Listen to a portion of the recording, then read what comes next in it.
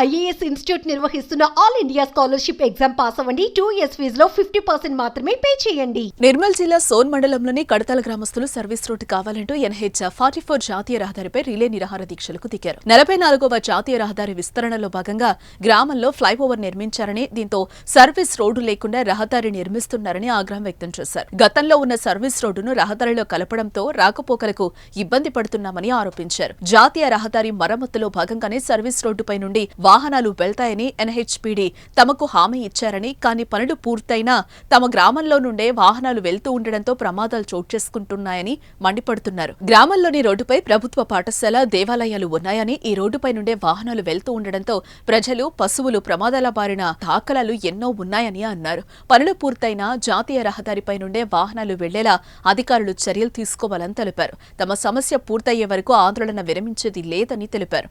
గ్రామస్తుల ఆందోళన విషయం తెలుసుకున్న DSP గంగారెడ్డి, తహసీల్దార్ మల్లేష్ అక్కడికి చేరుకుని గ్రామస్తులతో మాట్లాడారు. సర్వీస్ రోడ్డు వదిలేస్తేనే ఆందోళన విరమిస్తామని గ్రామస్తులు చెప్పడంతో విషయాన్ని NHAI అధికారుల దృష్టికి తీసుకెళ్లారు. సంబంధిత కాంట్రాక్టర్ సర్వీస్ రోడ్డు వెంట వాహనాలు వెళ్లకుండా తాత్కాలికంగా భారీ డివైడర్లు ఏర్పాటు చేయడంతో గ్రామస్తులు ఆందోళన విరమించారు. దీంతో తమ సమస్యను పూర్తిగా పరిష్కరించాలని గ్రామస్తులు కోరారు.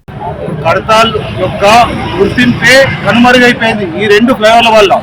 ఇప్పుడు కడతాల్ అనే గ్రామం అనేది కనిపించడం లేదు ఈ రెండు ఫ్లైఓవర్ వల్ల. First thing. సెకండ్, కడతాల్కి వీళ్ళకి సర్వీస్ రోడ్డు ఎప్పటి నుంచో ఉన్నది. ఈ సర్వీస్ రోడ్ క్లోజ్ చేయడం వల్ల గ్రామస్తులు వెళ్ళలేకపోతున్నారు. దానివల్ల ప్రమాదాలు జరుగుతున్నాయి. రెండోది ప్రాబ్లం ఏంటంటే సర్వీస్ రోడ్ వల్ల వీళ్ళు ధాన్యం ఎండబెట్టుకునే వాళ్ళు ఈ సర్వీస్ రోడ్లో. ఇప్పుడు వీళ్ళకి కళ్ళాలు లేవు. కళ్ళాలు లేకుండా ఇప్పుడు ధాన్యం ఎండబెట్టడానికి కూడా రోడ్డు క్లోజ్ చేసేస్తే ధాన్యం ఎక్కడ ఎండబెట్టుకోవాలి?